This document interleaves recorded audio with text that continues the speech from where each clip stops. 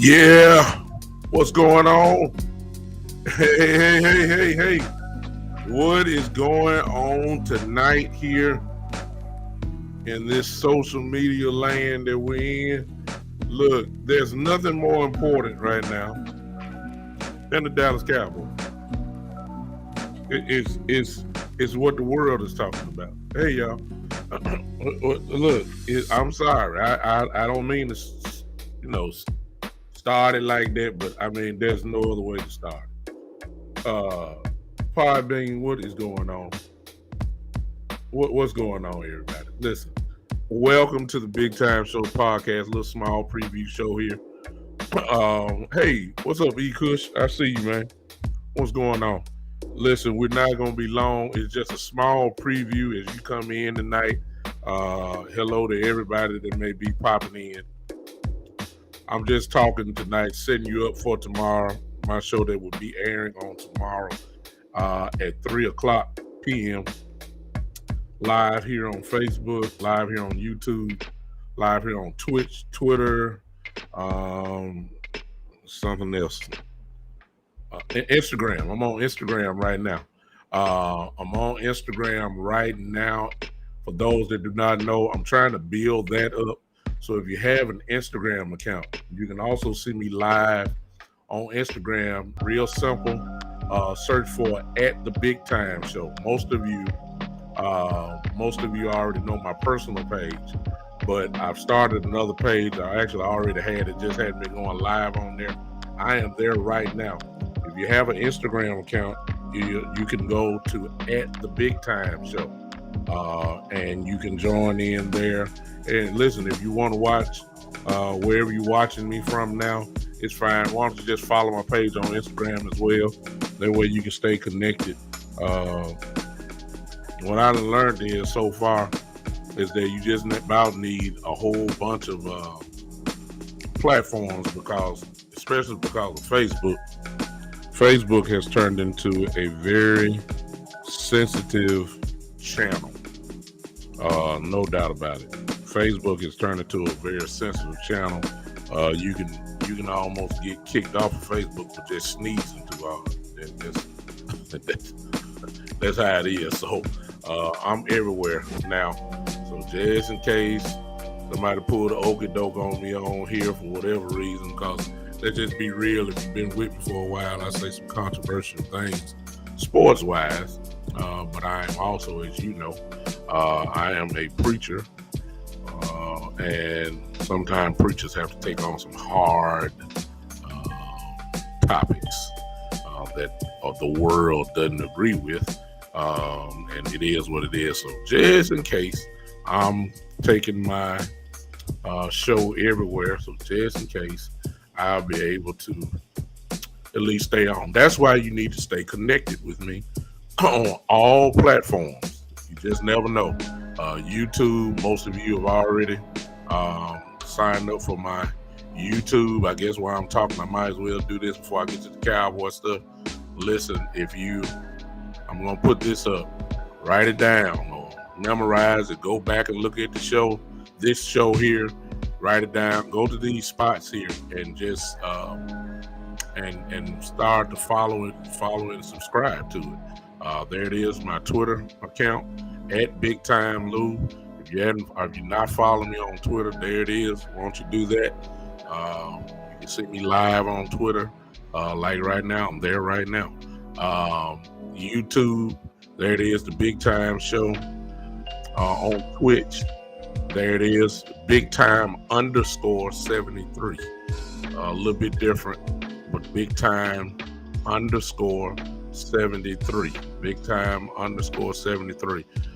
As I just told you before, if you want to follow me on Instagram, it's simple, at the Big Time Show. At the Big Time Show, follow it. I am there live right now. I'm looking at it right now. Nobody's joined on because I really hadn't, pumped that show up, but I'm going to do that. See if we can get, a lot of people don't like Facebook, they like Instagram. All right, I got all that out the way. Listen, what is this? All this chat going on. What was it, E-Kush? What did you say, E-Kush?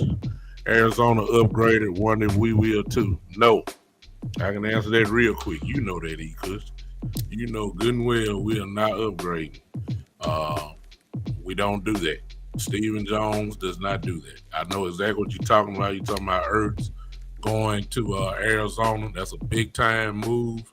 That is a great addition to Arizona, and it very well could be the difference between them winning a couple more games. They're stacking. They feel like they got a shot at this year, and they're going for it. The philosophy for most teams is that when there's a real good player there, they'll go after him. Dallas Cowboys system, as we all know,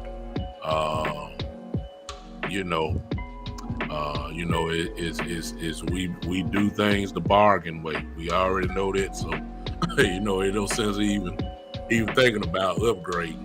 The upgrades will come from within. Like when some of these guys come back, that's our mentality. If you listen to Stephen Jones today, and you hearing it a little bit more frequently. Kevin Joseph, appreciate it. E-Kush, there it is on Twitch. There you go. That's all you got to do. That's all you got to do. There's on Twitch. Since E-Kush just did that, let me put up for those that you ought to do the same. If you're on Twitch, just follow me there. Also, let me put this up since my brother just did that. Maybe some of you want to switch and go there. There's my Twitter. There's my YouTube. You can find that there. And then on Instagram, it's real simple, y'all. On Instagram, it's at the Big Time Show. That's all you got to do. You'll see one of my logos there. You can roll on and join there. The Cowboys believe, obviously, that the upgrades are coming from within.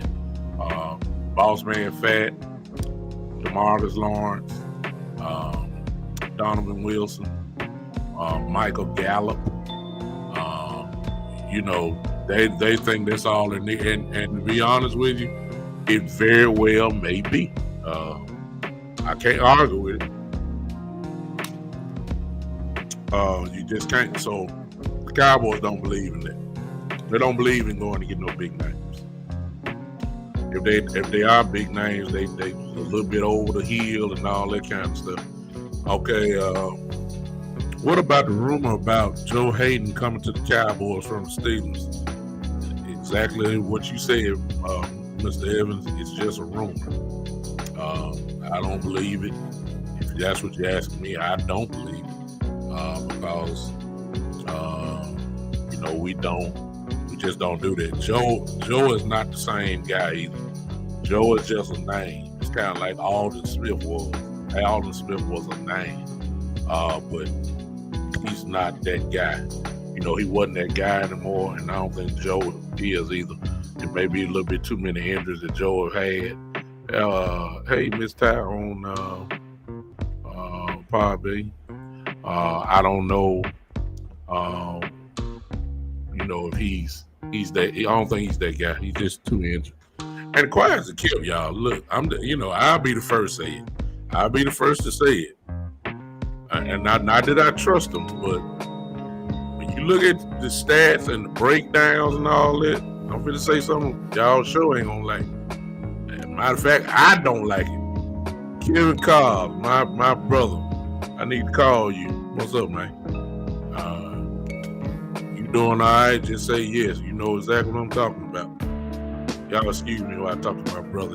You all right, man? I'm gonna call you probably once I get off this. You all right, man? I'm waiting on your answer before I move. You ain't saying nothing. Well, I can't see it yet. There he is. I see you. All right. I don't know. Hayden is not that guy anymore.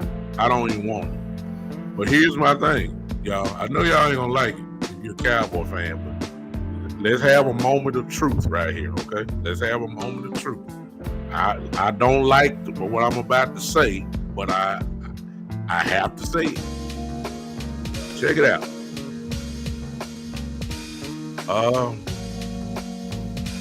Hey Chris, my fool, my guy on there, Chris. What's up, man? Anthony Brown is playing pretty good, y'all. I know. Look, before y'all throw something at the computer or your phone, Anthony Brown ain't stat wise. He's not playing that. He's not. I hate to say it. He's not. I'm waiting for the comments because I know everybody want to throw something at me now. I know y'all do. I'm not a fan. Excuse me. I'm not a fan of Anthony Brown either. I'm not. But I got to give him credit when it's due. Anthony Brown is that's, and the reason why I'm saying is because of the question that was asked about Joe Hayden coming. Well, they got to figure out. Where Boss Man Fat is going to fit into this. You don't want to cloud the room. You don't want to cloud the room with another guy when you're still trying to figure out where Boss Man and Nashawn Wright fit into this equation. You don't want to bring Joe Hayden. I mean, is he an upgrade? Really? I don't think so. He's injury prone. He really is. He's really injury prone. We already trying to hold on to Mr. Hooker to make sure that he can survive. I love the game plan that they're doing with him. They're not putting the full load on him. They're not, they're giving him the right number of plays in the hopes that he just won't hurt himself. It's just that simple. So we don't need Joe Hayden. We need to figure out what Boss Man Fat fit into this. We need to find out if he's better than Anthony Brown. We need to find out, how good is he? We need to find out all that kind of stuff. So no, we don't need Hayden. That's just my opinion. You may think we do, but I don't. All right. What else? Tomorrow, of course, on the show, we're talking strictly about the New England Patriots and what we have to do. That's what we're going to talk about. So I need your ideas. I guarantee you we all going to pretty much be on the same page talking about what we have to do about the New England Patriots. He could say, what's up with Tyron's neck? If we lose him, that could cost us some games. Well, I got some good news for you, E-Cush. Stephen Jones, some of you guys need to go and listen to Stephen Jones today on 105.3 The Fan, his interview with the guys there in Dallas. Tyron Smith and and Mr. Diggs will be playing on Sunday. That came out of Stephen Jones' mouth on today. So we'll have Tyron Smith. Now, here's the thing about Tyron Smith that we all should know by now. It really shouldn't be a surprise. Tyron Smith is, what have we said since the off season? And Tyron Smith came back looking like a god, looked like he was chiseled. And he said he had the surgery. And he said that he's pain free and all that kind of stuff. But what the last few years have shown, it's not a matter of if Tyron Smith is going to get hurt. It's just a matter of when. So when it comes to Tyron Smith, enjoy whatever weeks you get out of. That's the way I feel about it. He just, if you've had, here's the truth of the matter. If you've had any type of surgeries towards your neck or your back, and I'm a witness to the back part, the multiple surgeries I've had on my back, you're not the same. It's just a slow breakdown. Once you start having surgeries on your neck, surgeries on your back area, it's just a slow walk down. He could say, do we really need him for this Patriots game? If that's the case, we should save him.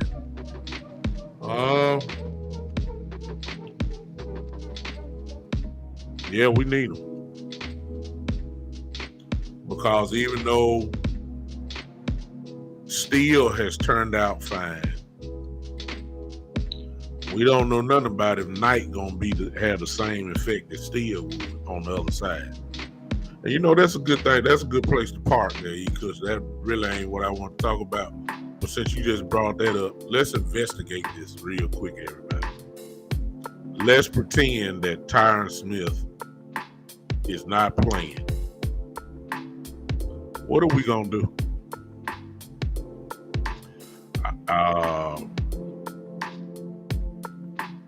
What are we gonna do? Some may say, well, Connor Williams played tackle at Texas. He's really not a guard. But do you want Connor Williams being your left tackle? A position that he's never played in the pros. That's just that case. I wouldn't want Connor Williams being my left tackle. If you bring out Mr. Knight, who's past played there, but if he's getting destroyed, then do you really want him to be your left tackle? Who played last year, but Steele played last year, and it's obvious that Steele has improved tremendously. I'm not sure about this, but can Steele play left tackle? That's what I would like to know. I'm just throwing out some scenarios, and watch this. See, my goal would be, if Tyron Smith is not playing, some kind of way, Connor McGovern has to be on that line somewhere. I know the perfect scenario for it, but it ain't gonna happen. I'm not sure if Steele can play left tackle or not. I don't know. I don't know if he's a swing tackle. I don't know. But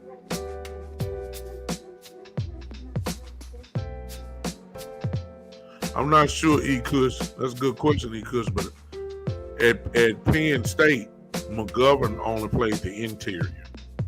He played both guard and center. He did not play tackle. I don't know if it's a matter of quickness or don't know if he tried, but he never played tackle. I got a better one, to be honest with you, and it's the one that he don't want, but because of what's going on, we may need him there. How about that? If Steele,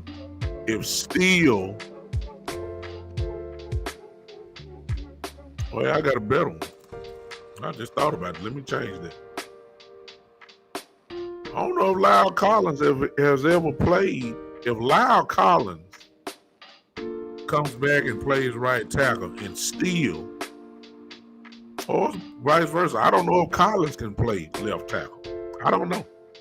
I know he played right tackle, but he knows the technique, but I don't know if he's ever played left tackle. I know can play guard, but if Steele can play left tackle, I don't know.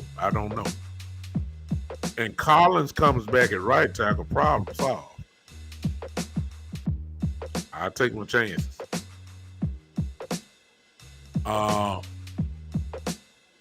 I got a better one. How about this one? How crazy this sound? If Collins, this is all predicated upon the if. E. Cush is the one that started all this, so if I'm veering off and talking crazy, so be it. It's all good. Let me say this. If Collins can play left tackle, how about Lyle Collins at left tackle, Connor McGovern at right guard, and Zach Martin at right tackle? How about that one? Actually, if you put that in,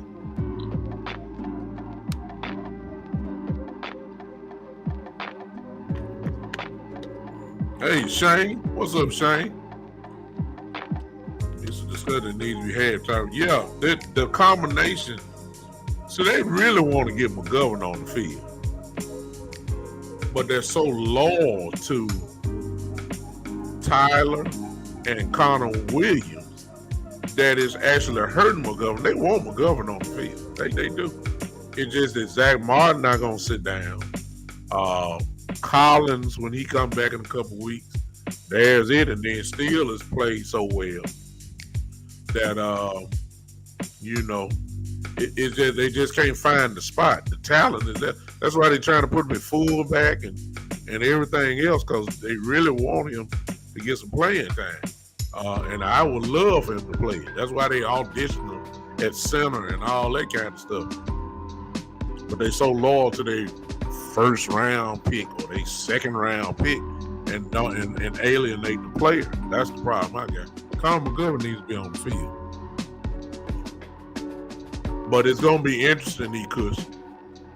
Because to be honest with you, I'm finding it a hard way, or it doesn't make sense to pull Steele off the field right now.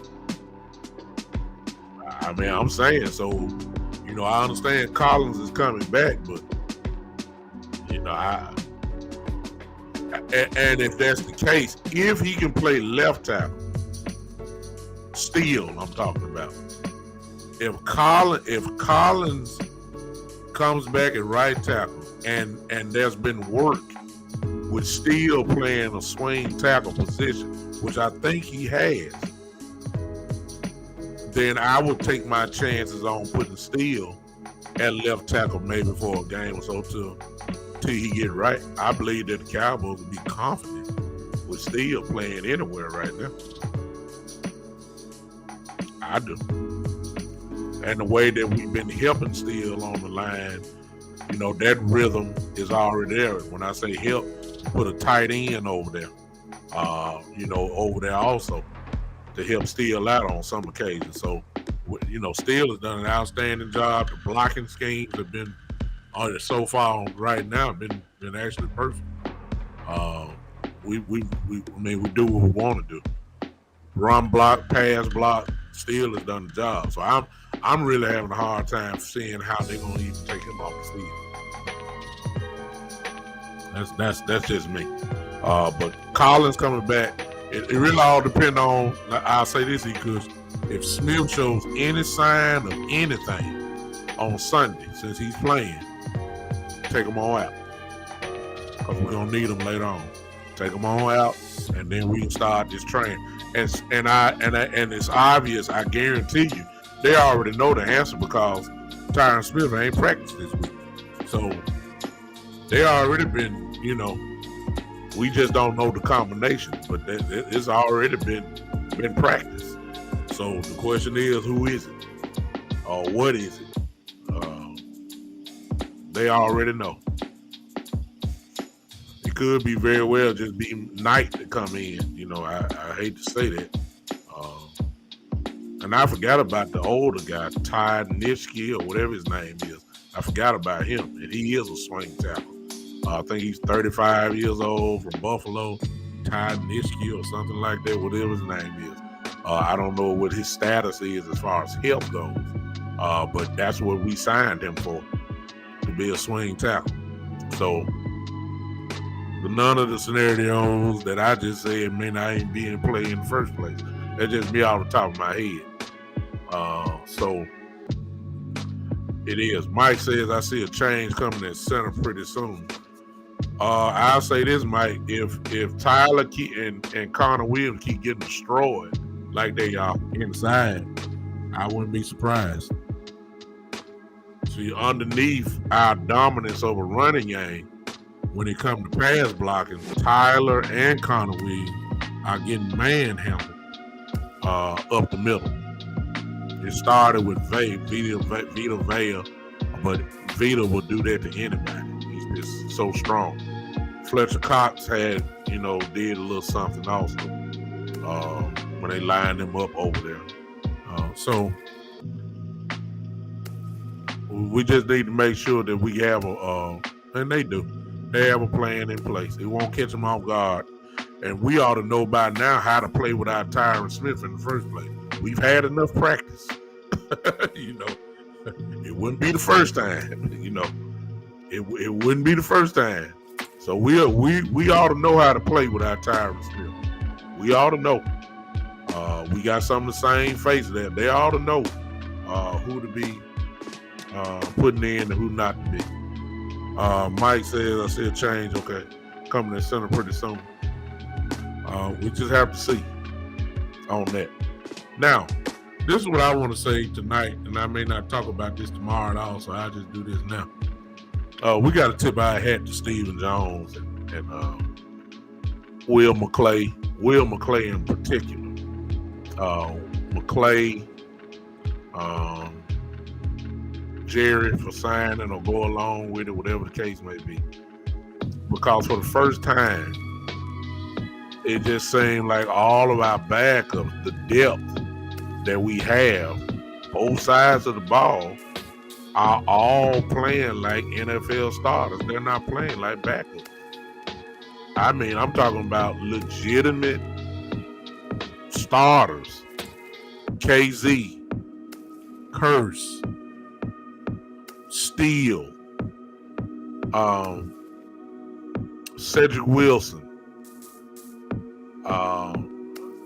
These guys have stepped up big time, for real. The transit, Neal, Cox, all these guys. Oh my God, yes. Malik Hooker. All these guys are playing at a very high level. High level, since we're saying they're quote unquote backups. Please name me five safeties that are playing better than Curse.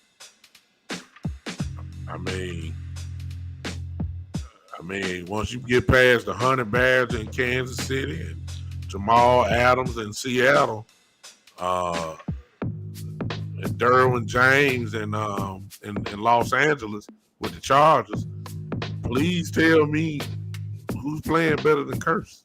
I'm just saying.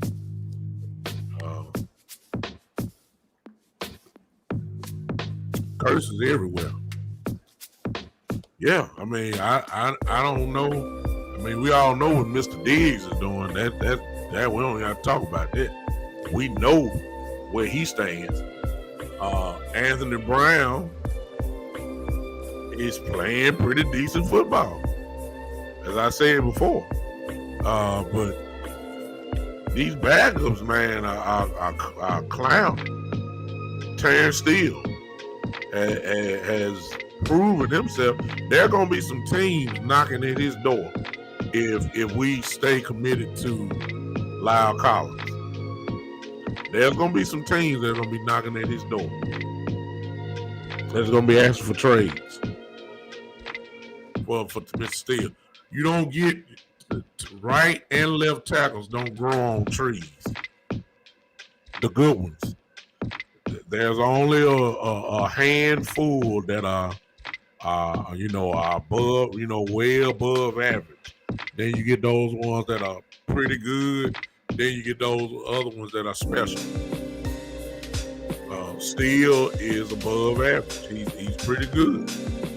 And if that kind of guy don't need to be sitting on the bench somewhere. So I wouldn't be surprised if some teams start come knocking at his door once the season's over with. Coaching matters.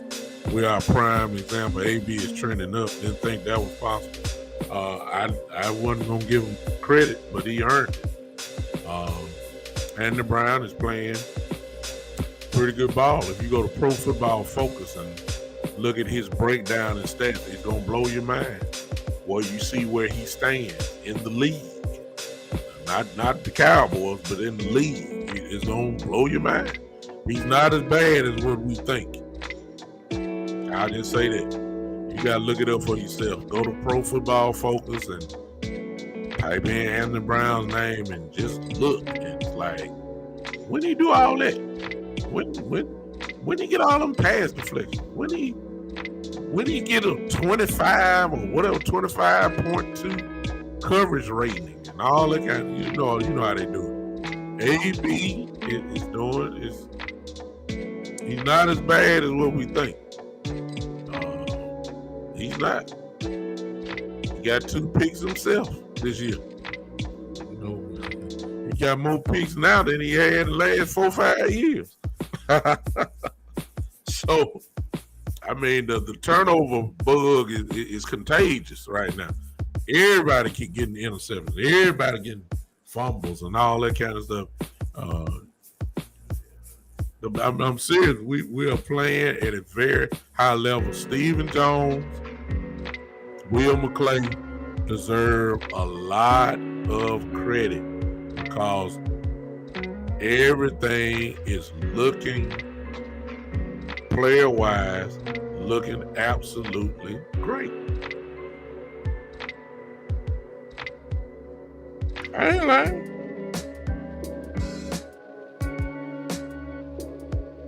They are looking great. And I think we need to tip our hat to as of right now. Well, it's not as of right now. We know what we are doing. The guys just got to stay locked in. I got to tip my hat to Steven and Will McClay. I really do. They rolled the dice with some of these, what we used to call bargain chip free agents. And, y'all know how I was checking, folks. You know how I was checking. I was talking about these Jiffy Lube free agents and 7-Eleven Cracker Jack free agents. Y'all remember I was saying all that. Hey, they have showed up in a major way, major contribution everywhere. So they deserve credit for that. And it's to the point right now that you're almost comfortable with some of the backups coming in playing. You're comfortable with Malik Hooker coming in. Huh?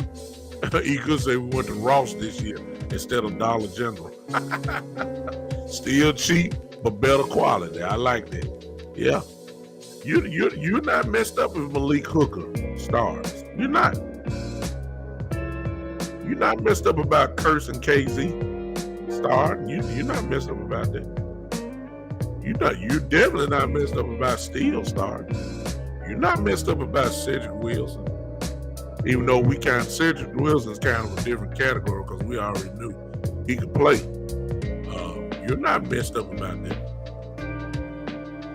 Mike says, giving props to Mike McCarthy for making it all go. Translation, he's staying out of the way.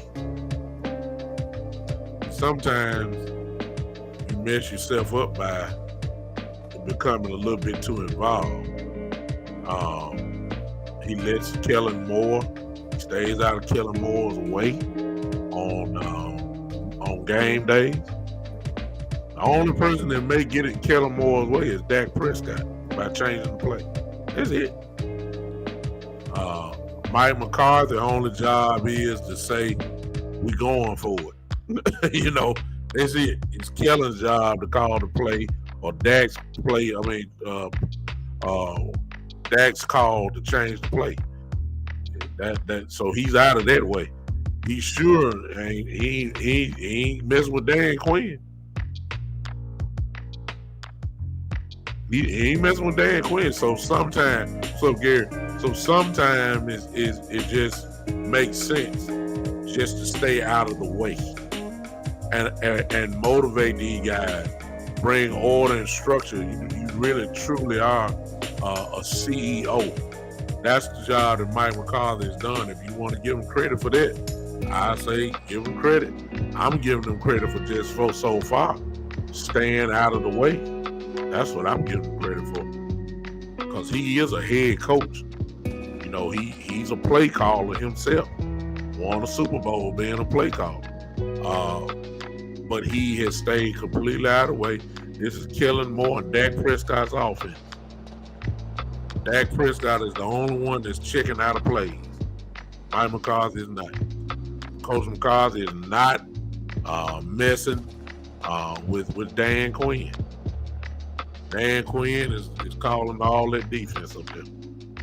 So McCarthy's job is just to stay out of the way. And he's doing an excellent job at that. Now, as far as his motivational skills, some may like it, some may not. We don't know what he's saying. Inside, we got a little glimpse there in the Hard Knocks, however. And it probably shocked y'all to see how Coach McCarthy talked. And you know, I was listening to him in Hard Knocks. I liked the way he was talking. I was getting fired up. He was cussing every sentence. Hey, you know, I mean, some of y'all saying, you like that? Yeah. That's how I grew up playing football.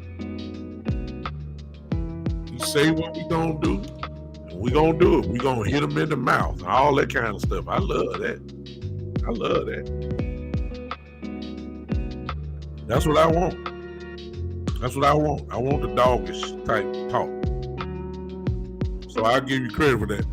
What's that? Somebody asked me something. Who is that? Mr. Michael Harris says, what do you think the future gonna be like for Kellen Moore? Oh my God.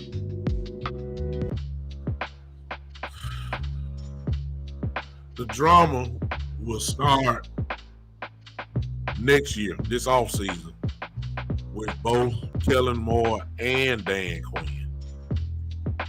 You know, once you do what Kellen Moore has done the last few years, you know, it's just hard to imagine that we're going to keep a guy like that unless there's a promise that he one day going to be a head coach for the Dallas Cowboys. If not, there are going to be plenty of teams that are going to be looking for him to become a head coach. His track record says that when he's calling offense, with the exception of last year, he has a top 5 offense in the league. That's his track record. This league is an offensive trending type league. He's an excellent play caller. I mean, depending on how you look at it, the league says he's an excellent play caller. Won the kid, that's what I'm hearing now, and all that kind of stuff. So he's going to be in high demand once this thing is over with. Soon as the coaching vacancies start, you're going to start hearing Kellen Moore. It's kind of like when Gruden got released. One of the first names you heard, Kellen Moore. It's going to be like that once guys start losing their jobs. At the end of the year, Dan Quinn name is going to be popped up. And Kellen Moore, by now, you know, young coach, great offensive mind. it's gonna be hard to keep him around. No doubt about that. So that's his future is bright, Michael Harris. His future is bright. I just put it that way. Facebook is tripping. What that mean, E. Kush? Yeah. Michael Evans says Lions, Eagles, Raiders, Jazz will all come. And you might, before the year over, you're going to add a few more names to that list. No doubt about it. No doubt about it. I think you're going to take the Eagles offer right now. I don't think they're going to fire him. Well, let me take it back. You might. See, the Philadelphia Eagles go out to make a hard decision. It's sitting right there for them. All they got to do is trade and get Deshaun Watson. And the problem is solved. You know, I love Jalen Hurts, but, you know, if Philly decided to trade them 3 picks they got and go get Deshaun, you can get this same team to Deshaun Watson and the Eagles. Okay, what are y'all talking about? They gave me a community guideline strike for saying Hooker as in Malik Hooker. Oh, wow. Wow. Who is there talking about it right now, Pastor? What are you talking about, Michael Evans? Who's talking? Are you talking about Philly for Deshaun? Trying to go get Deshaun Watson? Yeah. If that's what you're talking about, it makes sense, to be honest with you. Lord knows I don't want Deshaun Watson in our division. Because Philly, you give Deshaun this same team, I guarantee you they probably 4-1.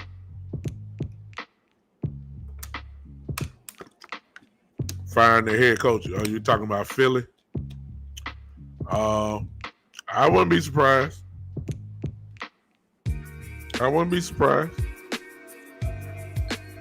They fired the Super Bowl coach just won the Super Bowl a couple years ago. So, you know, in Philly, they fired him. So, yeah, you may be absolutely right. I'm not knocking it. So, I think we just need to, we'll tackle all that once, yeah. It's a waste, yeah, exactly. Talking about Philly. We just got to kind of wait. Our problems will begin with coaching next year. On a selfish note, I really would hate Dak to lose Kellen Moore and start all over again. That's what the real problem will be at. And I know Kellen had dreams of becoming the head coach, so you can't knock him for that. Can't knock him for that and all that, but I got a feeling based off, you've heard Dak talk about it in the interview, that Dak says, you know, him and Kellen have been close even when Kellen was playing, and his mind and all that kind of stuff. So really, to be honest with you, this is really all that Dak really knows is Kellen Moore. I don't care what you say. I don't care how great a player you are. Yeah, you can adjust. You know, yeah, you talking about Philly. That's what you tell me, drop past that. Yeah. Yep. It is. But you know, a certain player can elevate your whole game. I really believe you keep this same exact roster. You put Deshaun there, and you just a whole different ball game. Shane said, what kind of punishment do you see coming for the Washington football team for the Gruden emails and investigation? Nothing. They've already punished Washington. That's dead.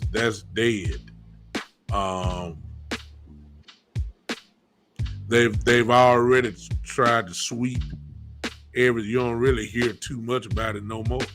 They already said that they're not going to release the 650,000 emails. So they're trying to push it under the rug. They're not being forced to do it. That's another whole story within itself. Like, why aren't you doing it? When it came to the players' business, you put that out in the street real quick. The lanes on their list are, that's a long list. Put everybody else's business out there. Why are we not putting out what Gruden said? See what I'm saying? That's another whole topic within itself, Shane. You put Ezekiel Elliott business out there. You put Ray Rice business out there. You put, good Lord, everybody business. You put Tom Brady business out there when he got suspended. When he was in New England a couple of years ago. You put that out there. You put everybody business. But now, since it's such a touchy subject, because please understand, if you believe that it was one email talking about D. Smith and his big lips, exactly, Michael, it was Adrian Peterson. But Adrian Peterson, his family business, how he controlled his son, how he disciplined his son, put that all out there. Suspending him. Oh my God. Deshaun, thank you, Mike. Help me here. Deshaun Watson, you put all this stuff up there. You ain't say nothing, but you protected Robert Kraft. Wow. So it's potentially the same thing. Deshaun went to a massage parlor. Robert Kraft went to a massage parlor. Robert Kraft stuff went swept under the rug. Nobody don't even talk about that no more. Deshaun Watson's name all over the country. Suffering now because of it. See, that's why I say, Shane, it's another whole different conversation right there. It ain't sports related. It's not sports related. It's a sports figure, but we're talking semantics now. We're talking race. We're talking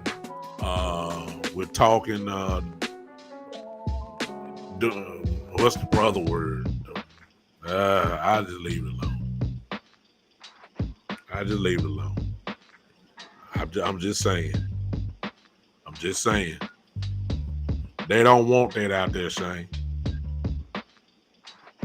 Shane, they don't want it's Shane. Look, it's 650,000 emails between a group of people that talk like what the little bit that we learned. Please understand there's way more talk like that found within those 650,000 emails.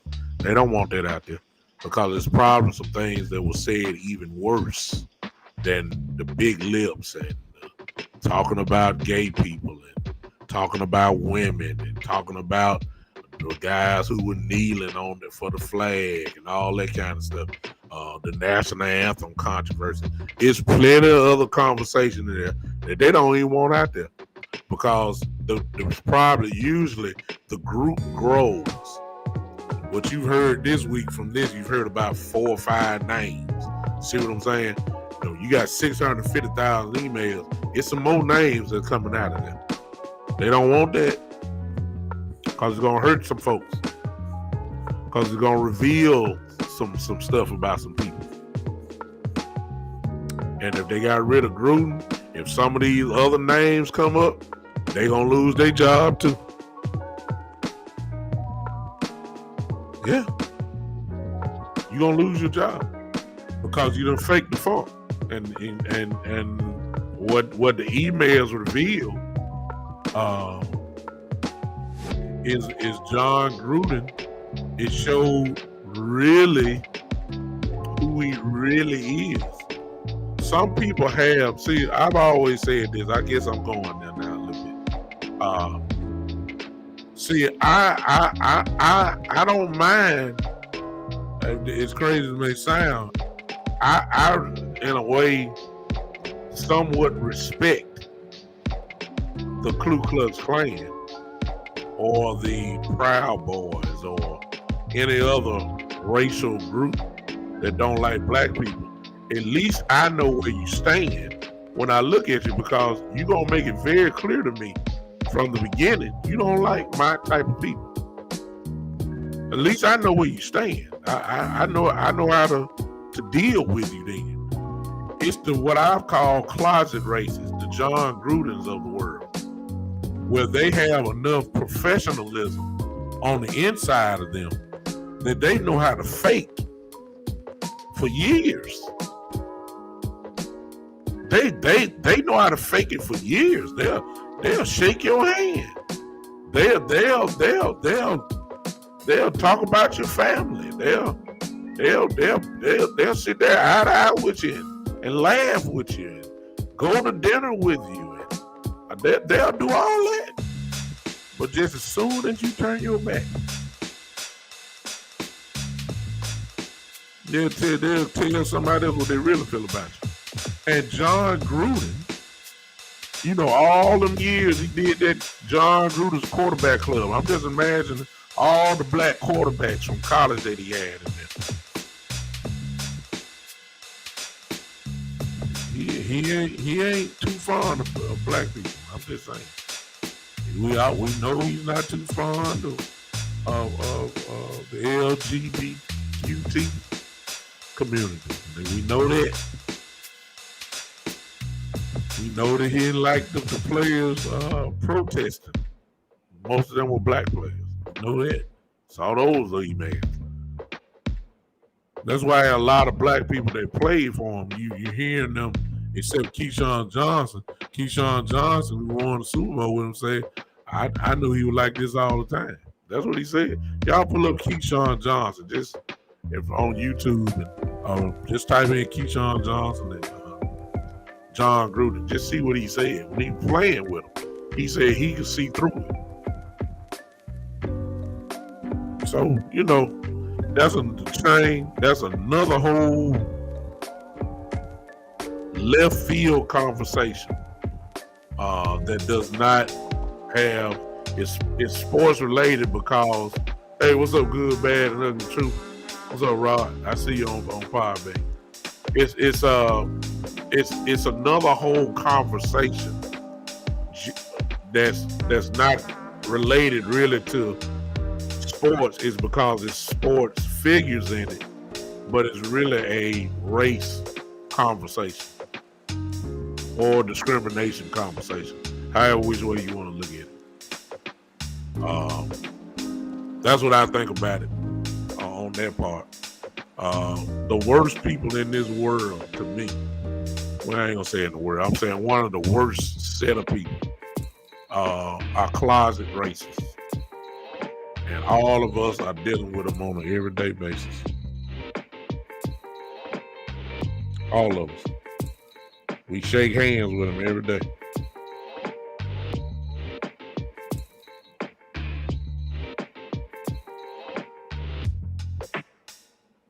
So, I don't know.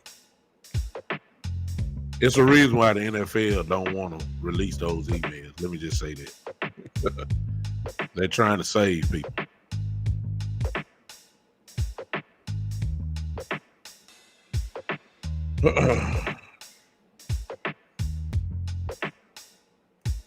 So, I will leave that one alone tonight because I ain't really want to talk about that.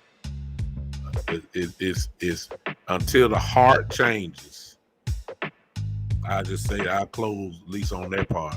Until the heart changes, things will never change. And when you start talking about the area of racism, only God himself can change the mind of a racist, because racism is so deep and it's so much into the DNA of this country and other countries. Shane said, I was just curious about the ramifications for the football team. Shane, you done let me talk all over that, and you just want to know about the ramifications for the football team. We'll never know, Shane, because they're gonna sweep that under the rug. They eliminated that by saying, now here's the kicker. Now what the New York Times, Shane, the New York Times and the Washington Post. Now, what they decide to leak out, now that's their. The NFL may not let it go, but somebody has those emails, and they always find a way to get leaked. So somebody gonna leak something. Now the ramifications for the football team is sometimes, Shane, until something gets revealed, then the public pressure will come to the Washington football team then. And they may end up having to make us, if it's something racial in there, and if some higher ups were involved in some of these emails, they got to go too. You may not have a front office by the time all the emails come out.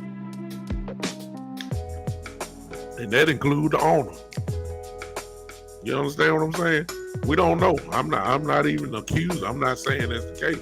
I'm just saying it's a reason why they don't want it to come out.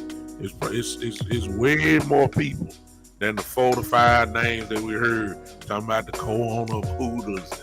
Now look, it's way more people involved in that. Way more. You may have some ESPN. John Gruden worked at ESPN at the time. You may have some of these guys at ESPN may be in on this stuff. Huh? I'm serious. So, I mean, it ain't no telling who involved. Ain't no telling who involved. And exactly, Rod on Podbean. Listen, they don't want this stuff out. And whoever was involved in it, because they already know.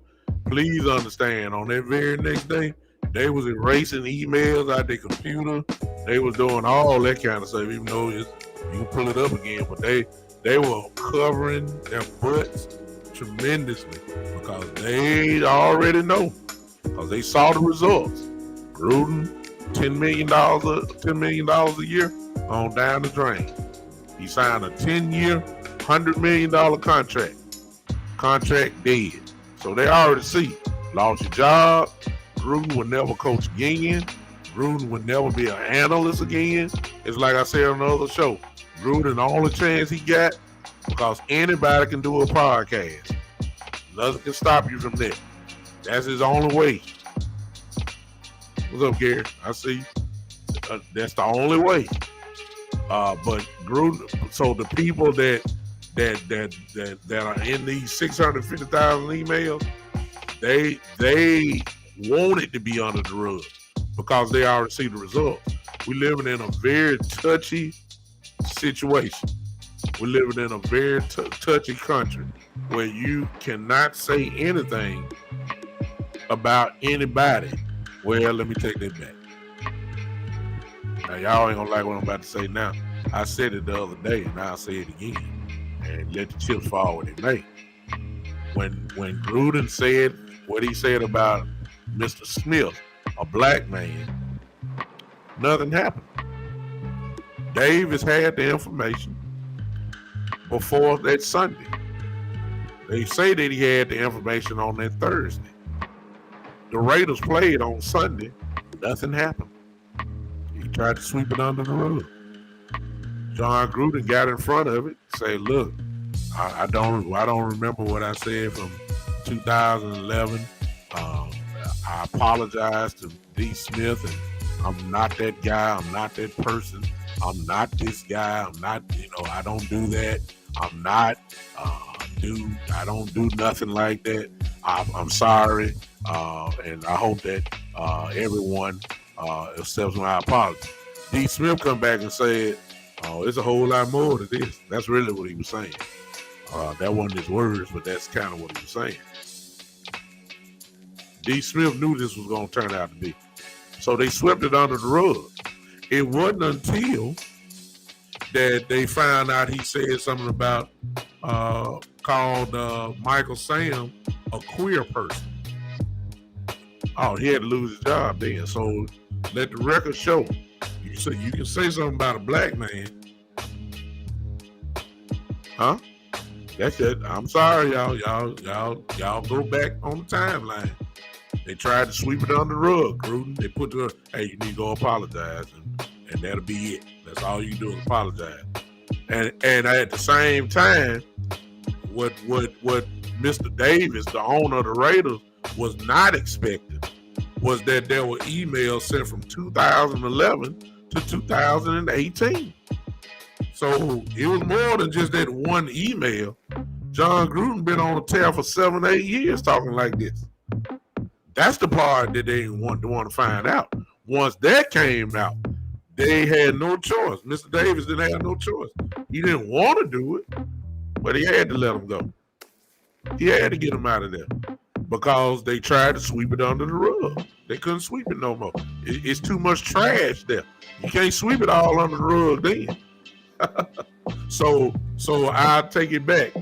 You can say something to the black man, and you know, it is what it is. But if you say something about the LGBTQ community or whatever, oh my God, you through. If you talking about as many women's groups that there are across this country fighting for equality and everything, you say something bad about a woman, like Gruden said, oh God, you gotta go. You say what you want to about the black man, but you know, you can't say nothing about the women and the LGBT community. You can't say that. That's what got Gruden out of there.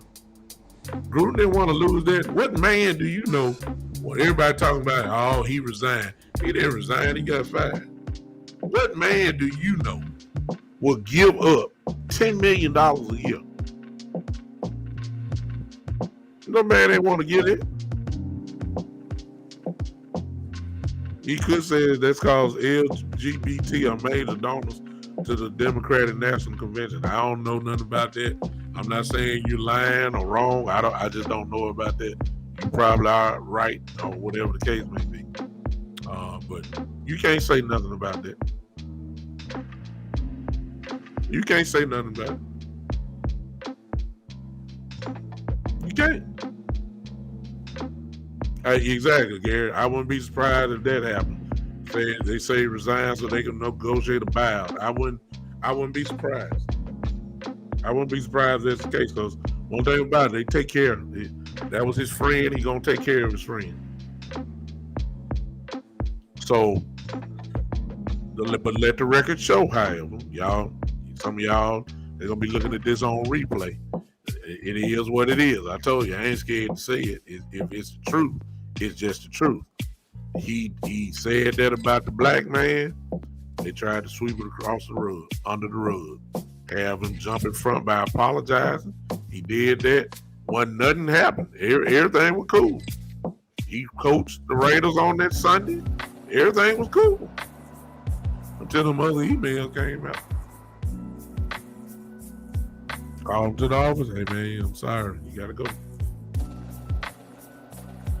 No, we're not gonna survive this. We can't handle this public relations part that's about to happen here. We'll be answering for this for the rest of the season. And if you stay here, it's only gonna get way worse. So, you know, it is what it is. Now, the other thing, since we're here, the cover-up is what's killing me. I don't like, you know, Gruden talked about the commissioner. You know, ain't no telling what he said about him. You know, talked about him bad. I mean, I want to know why you don't reveal it all. You reveal everything else about everybody else. Why are we not revealing this? That's the question. Because it's just because there's a whole bunch of people gonna go down. You don't want that, and therefore, guess what?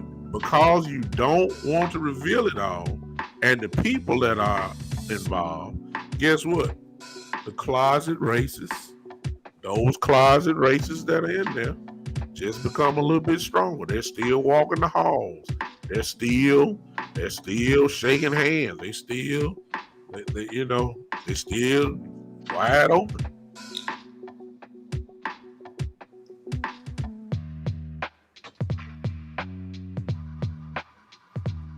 It's gonna take God.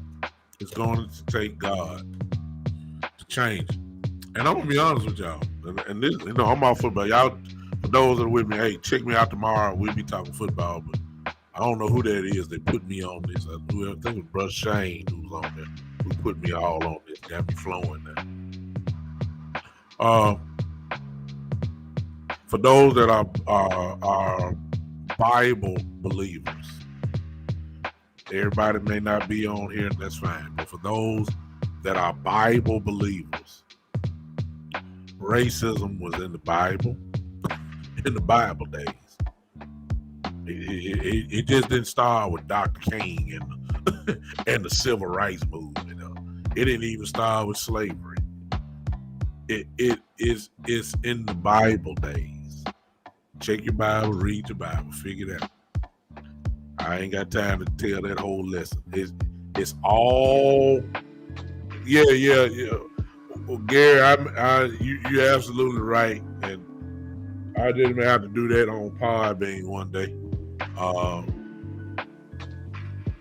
Man, we because people don't understand. People think that it started with, Jim Crow, and Bible has been, when they say the Jews and the Gentiles, the Jews didn't want people to associate themselves with the Gentiles. The disciples themselves got mad at the Apostle Peter for congregating and eating with the Gentiles. I mean, that's discrimination right there. I'm talking about the other apostles. I'm talking about Jesus believers. So it's all, it's in the DNA of this world. And I said all that to say this: God can do anything. He just hadn't erased racism.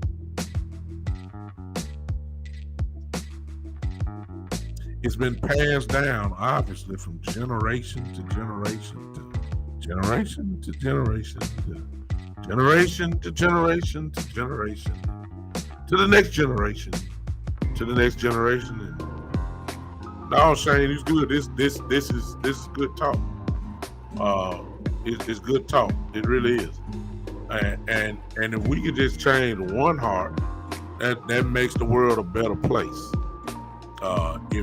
And here's another truth, Shane. We all got racism in us in some, and I ain't just talking white people. I'm talking black people too. We all got it. We do. We do. We have stereotypes that we believe in. We charge people for nothing. We got it. We all need to check it out. I mean,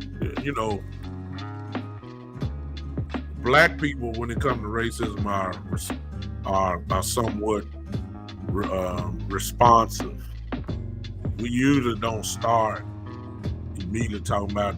See, we can't have hate groups, and you'll get some white people say that the NAACP is a hate group and all that, and you're trying to compare it to the skinheads and the Ku Klux Klan. The NAACP ain't about that.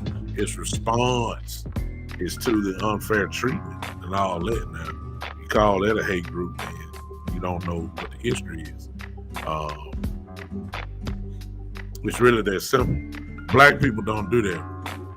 If black people acted like the Ku Klux Klan, racism would have a dent in it, because the police and the National Guard and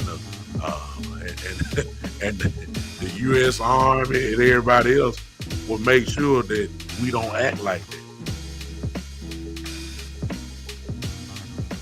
When the Black Panthers, for instance, were in existence, that was a problem for this country. We didn't have the same liberties that the Ku Klux Klan had, the freedoms that they had in showing their hate. The Black Panthers didn't do that. No, they put the stop to their real.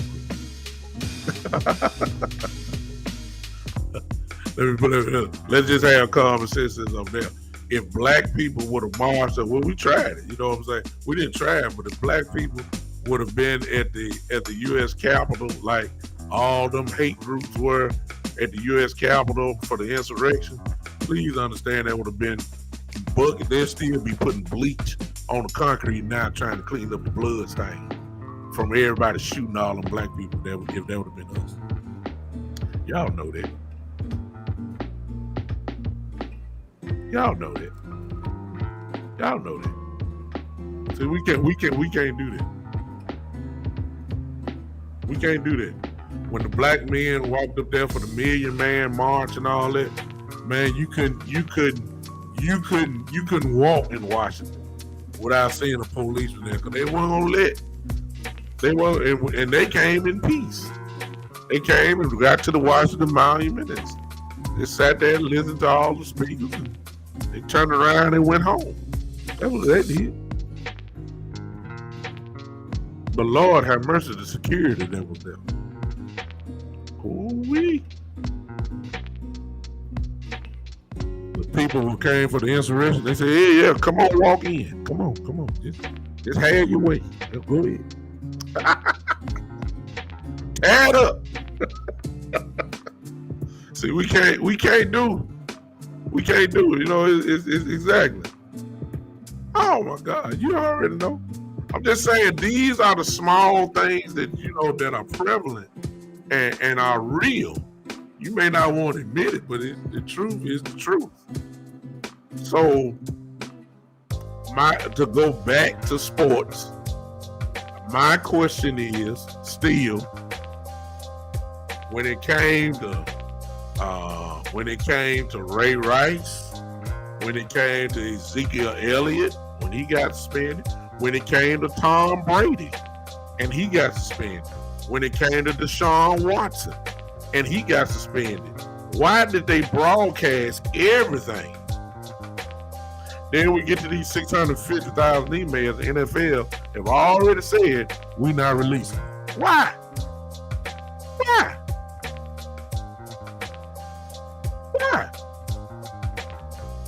That's my question. Why not? What's good for the goose is good for the gander. If you put all that out, why didn't wait? Huh? We need to know.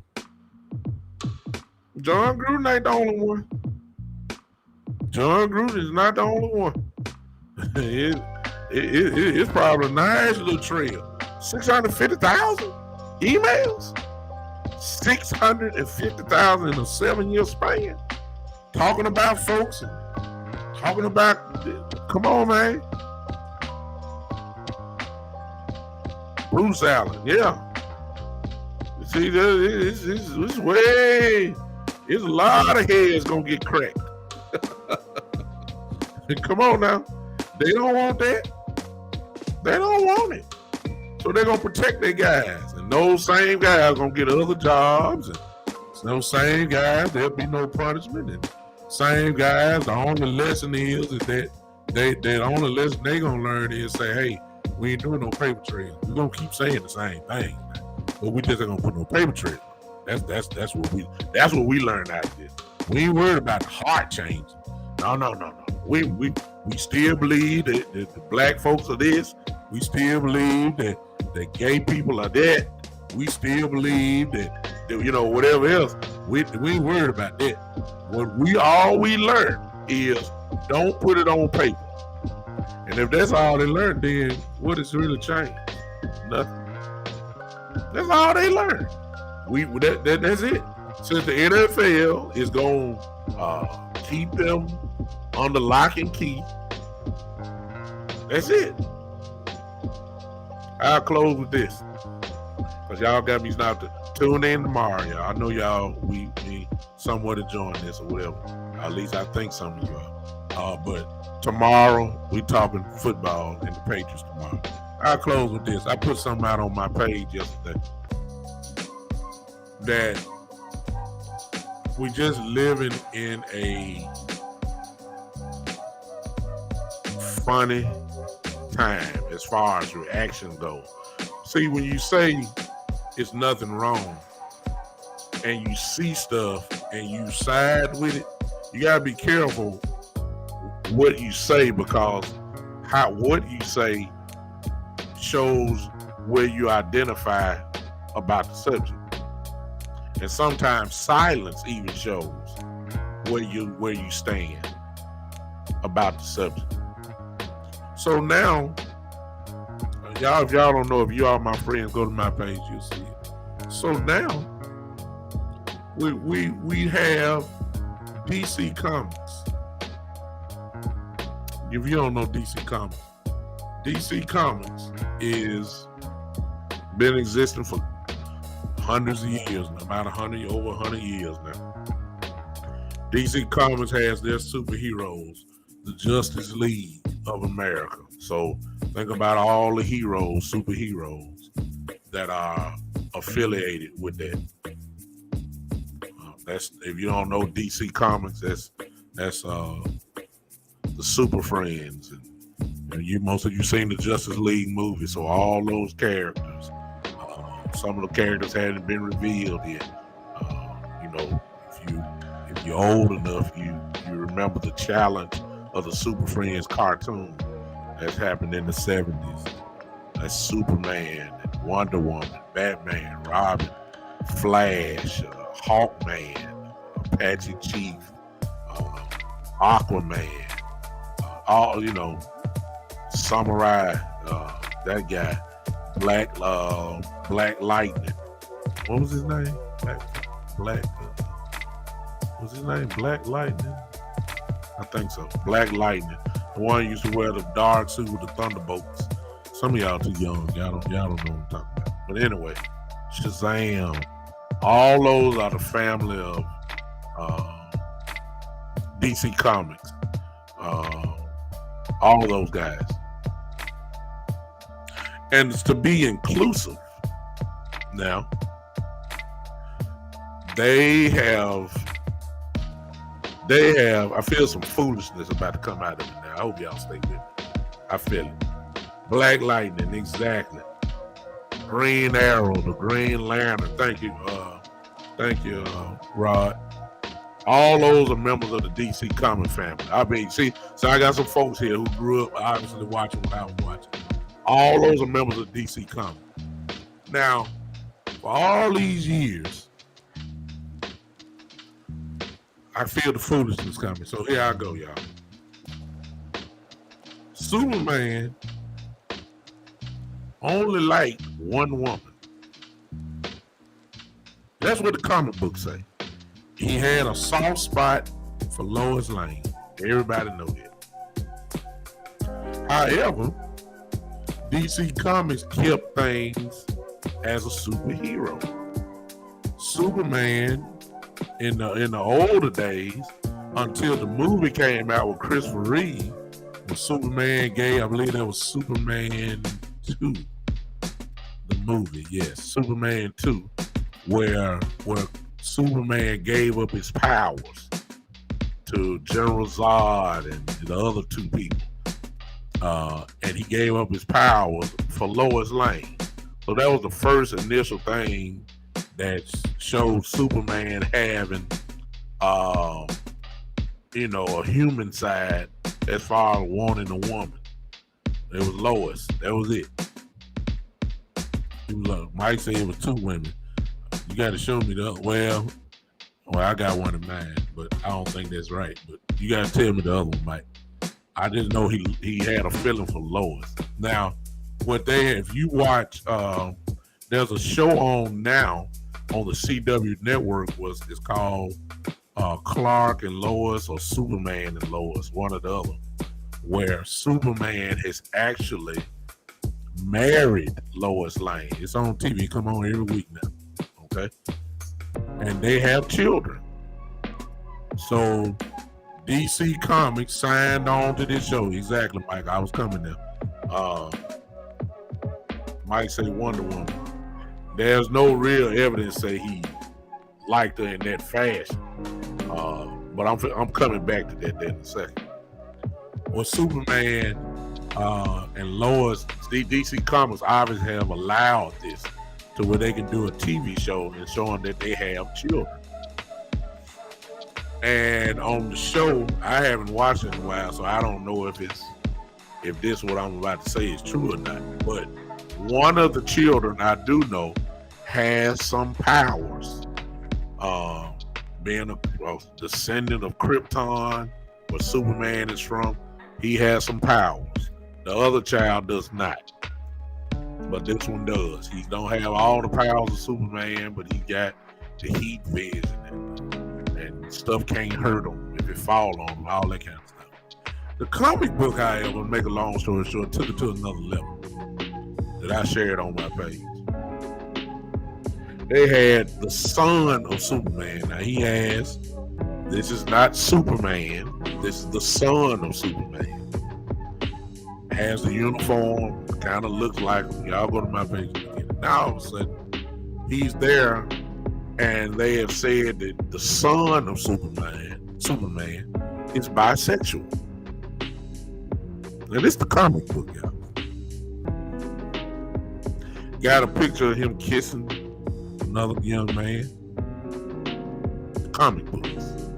Let me say it one more time. The comic books. Not saying,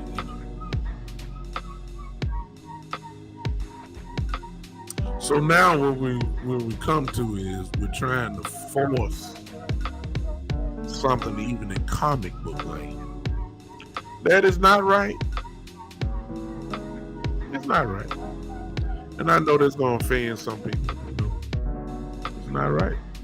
As a preacher, see, here it is right here. And some of my preaching buddies are guilty of this.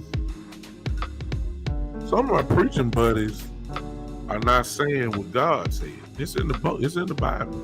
His stances are in the Bible. His standards are in the Bible. His model of a family is in the Bible. It's in there. It's in there. It's in there. It's in Genesis. It's there. It's there. The model family is in Genesis.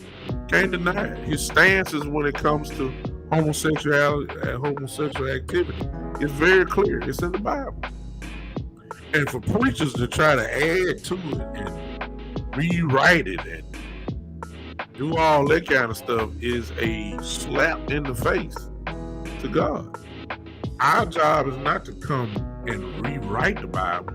Our job is just to report what has been said. We're just carrier of the news. Our job is not to rewrite it. God and say what God has not said. Our job is to say what God has said, and then add on some revelation knowledge with it. That's our job, not to make up stuff that ain't there. No. That's not our job. And for the world loves it. Some folks love it. But it's in the comic books now. It's in the comic books. And it ain't right. It's not right. So, you have to be careful, even on that note, of how what I'm saying on Facebook in a way, because somebody could come out and say, report me for saying I said this and I said that. Before you know it, you're in Facebook jail. It's the world we live in now. You can say something to black folks, keep your job, clock right in the next morning. You say something about women, or you say something about the LGBT community,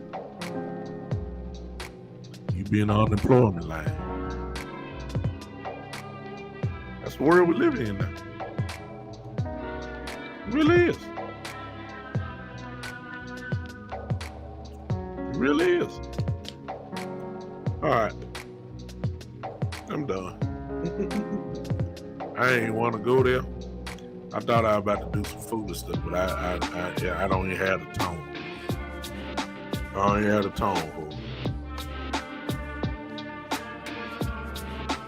I don't even have the tone for it. I'm done.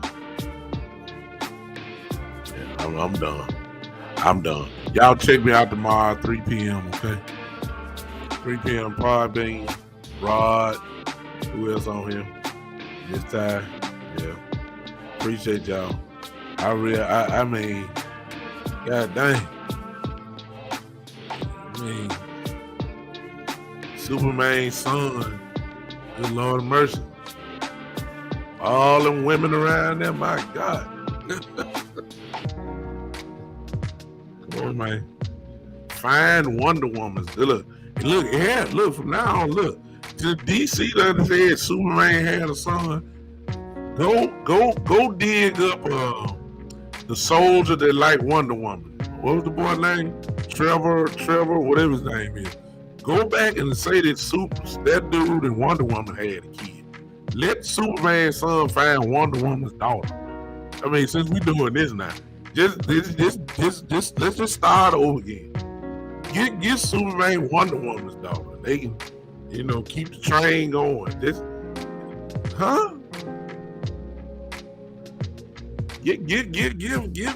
Look, please. Since the superheroes is messing with mere humans now, somebody. Wonder Woman, all this, she was 100 years old, 120. Still look like she looked like. She never aged. So that means she can get mess with some young man. Let Wonder Woman mess with some young dude and have a child or whatever. Let them have children. Give Superman a chance. It's the new Superman. So he continue the line. Because, see, in comic book land or in real life, I'll close with this. You still can't fight nature. See, Superman and the young man, whoever he's with, look, the new Superman, you can't produce nothing. So that's the end of that relationship right there. the two young men together. Ain't no offspring coming out of this. And let's try to keep the comic books with some humanity in it. Give Superman I better get off here. I better stop. I better get off here. Let's just stop. Rod, y'all better come on get me, man. This time you done come on get me, because I feel it now. I'm starting to feel it. Look, just let's get it here. Whoever the women superheroes are, Batgirl and Spider-Woman, let them have children, so we can try to keep at least a woman in DC Comics. Because if we start doing Superman with Billy and Wonder Woman with Wonder Girl, and I mean, let's get it back, because it ain't gonna be no more comic book, cause it's stopping. Yeah, Catwoman. Yeah, there you go. Let's get Batman and Catwoman together, so we can keep it going. So this ain't gonna work. I don't know. Be fruitful and multiply. It ain't happening. It ain't happening with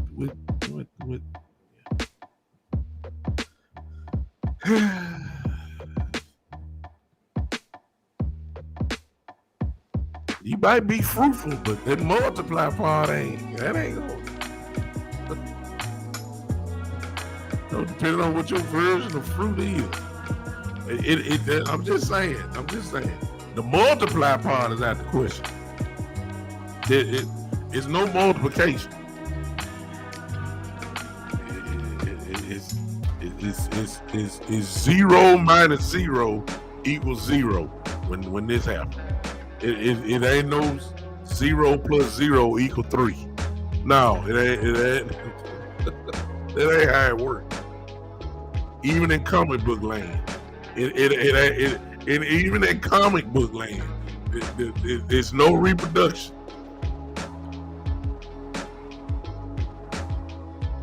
Boy, y'all don't like me. It's no way. There's no way. There's no way. You forever linked to the adoption agent.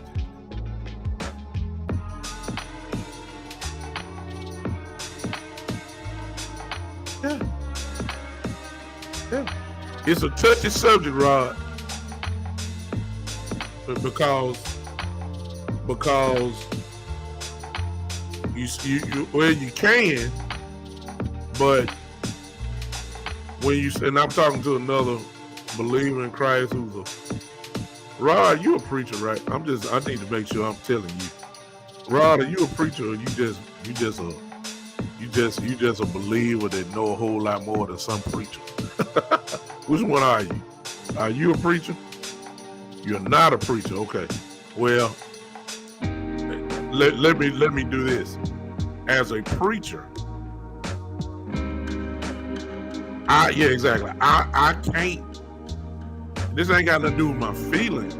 It's to me, the call is more important than my feelings.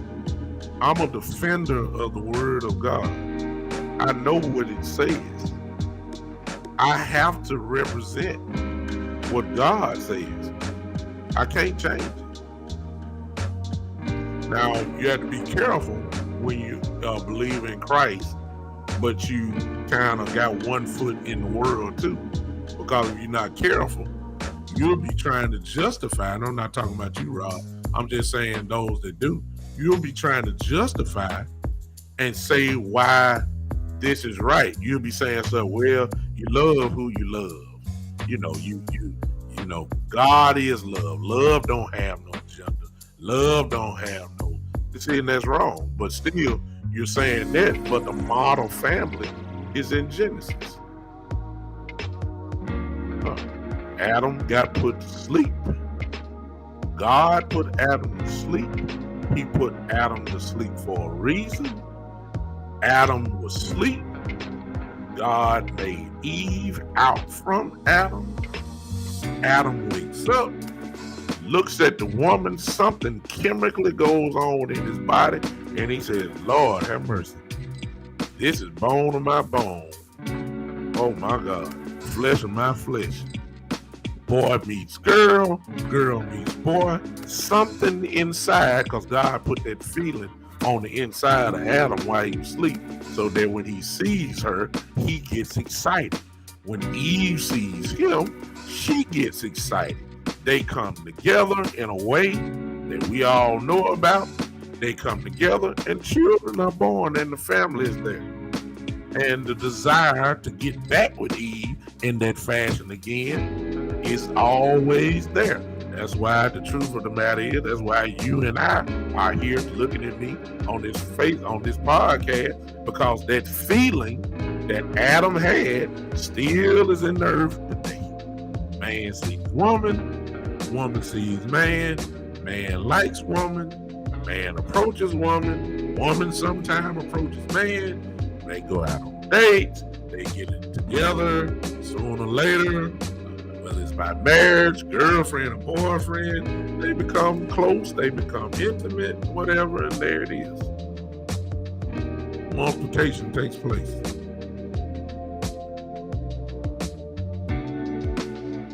Somebody may say, well, you know, he don't know, he don't know what he is. He go to the bathroom, that'll tell you. God don't make no mistakes. He like that guy over there. God showed you what way it's supposed to be. That's in Genesis. I'm through.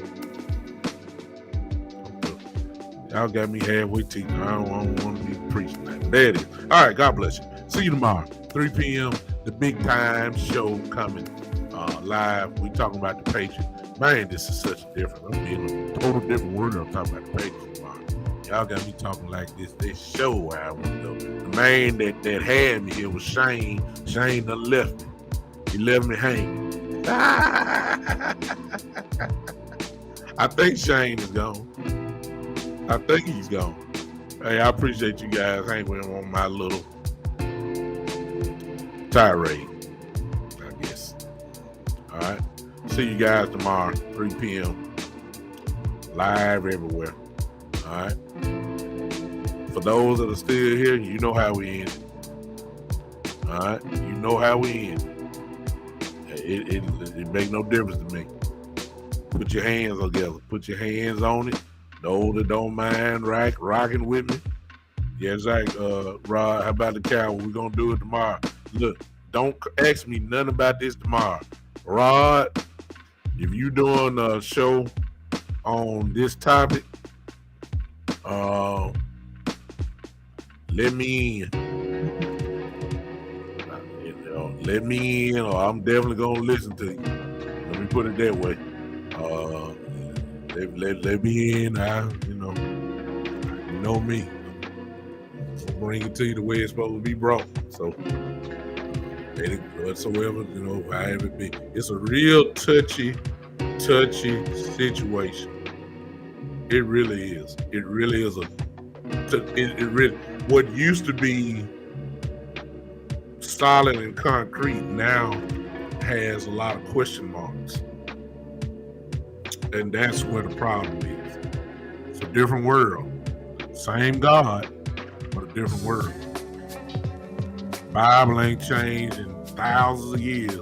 Psalm 23 states the same thing it did 1,000 years ago. Lord is my shepherd. It ain't, I shall not want. It ain't changed. We done changed the word. We done changed what love is. God had Jesus Christ the same yesterday, today, and forever. I'm done. Come on, clap your hands, everybody. I'll see you tomorrow, 3 p.m. This is the one and only. Yes, it is. A person who ain't scared. This is the Big Time Show.